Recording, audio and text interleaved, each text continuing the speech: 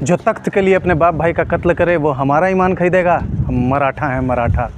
तो ये जो मेरे पीछे देख रहे हो ये मोती मस्जिद है। अब मोती मस्जिद का निर्माण औरंगजेब ने करवाया था। अब इस बात को बहुत गहराई से समझना पड़ेगा।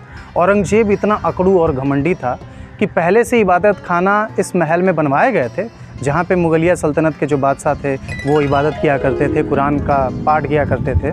लेकिन औरंगजेब ने स्पेशल अपने लिए ये मोती मस्जिद बनवाई थी और इसमें बहुत सारी ख़ास चीज़ें हैं। जैसे बाहर में तो ये लाल पत्थर से बना हुआ है, अंदर में जो है सो इसकी बनावट किसी दूसरे मटेरियल से की गई है। बाहर में जो इसका दरवाज़ा है ये पूरा का पूरा कॉपर का बना हुआ है, तांबे का बना हुआ है। ठीक है, तो ये मोती मस्जिद औरंगजेब के द्वारा बनवाई गई थी, औरंगजेब के शासनकाल।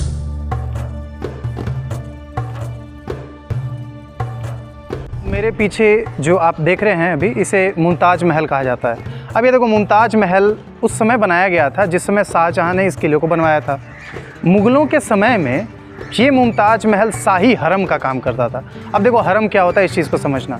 हरम का मतलब कि जहाँ पे मुग़ल शाही औरतें रहा करती थी, उसके अलावा ये जो मुग़ल बादशाह हैं किसी जंग में गए या किसी राजा से उनका समझौता हो गया, और उस समझौते या उस जंग के तहत क्या होता था कि जब उनका दूसरे साम्राज्य पे कब्जा होता था, राजा को जब मार दिया जाता था तो उनकी रानियों को वो उठा करके ले आते थे और उसको अपने इसी हरम में रखा जाता था। ये हरम वही होती थी, हरम यही कहलाती थी जहाँ पे औरतों को रखा जाता था।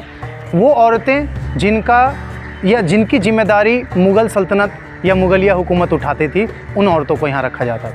इसमें और ज़्यादा जानने वाली चीज़ ये है कि जब 1857 का विद्रोह हुआ था, पहला विद्रोह भारत का जो हुआ, उस समय उसके बाद से अंग्रेज़ों ने इसे कैद खाने के रूप में यूज़ किया था।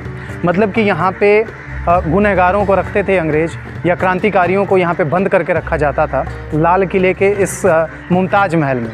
और उसके बाद से इसका जो रंग रूप है ना, पूरी तरीके से बदल गया। ये शाही हरम था तो पहले कुछ और हुआ करता था, और जेल में बदलने के बाद, कैद खाने में बदलने के बाद ये लगभग कुछ और हो चुका है।